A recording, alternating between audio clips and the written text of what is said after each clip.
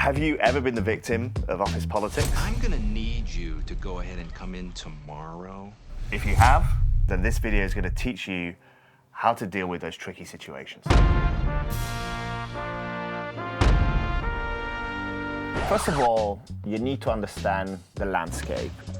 You know, an office environment can be like a jungle, full of different animals, dangerous situations, right?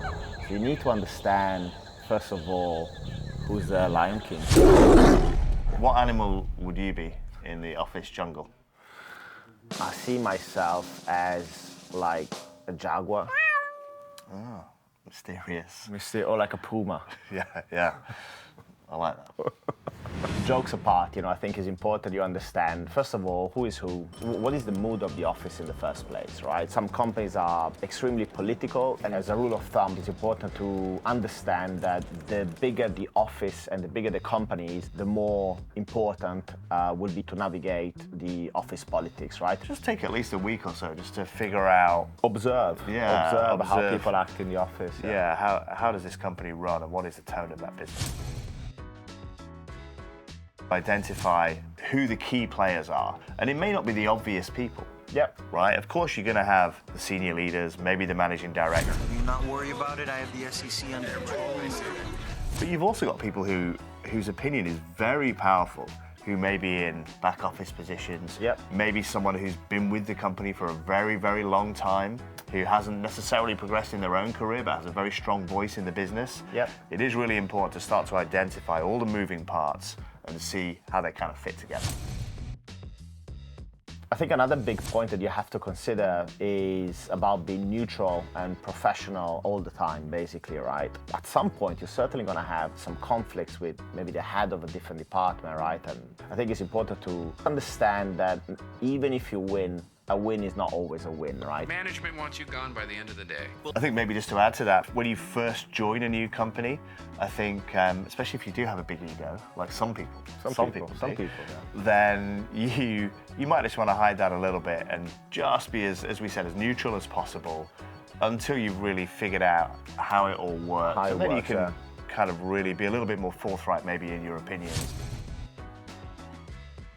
Another very important point is around alliances and relationship, right? Again, especially if you're working in a large business, I think you eventually might manage some of your peers at some point, right? And I think it's very important to start to forge those alliances in the early days and actually have those relationships just in case you end up managing those people down the line, right? And I think not only for managing, just in general, to have a positive working environment, you want to kind of get along with your peers, with your subordinates, with the people above you as well.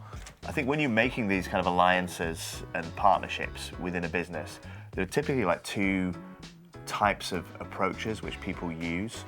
And I think one approach is quite a cold approach where people are very strategic and they target influential people in the business and try and form an alliance with them, even if they don't like them. Yep. Right?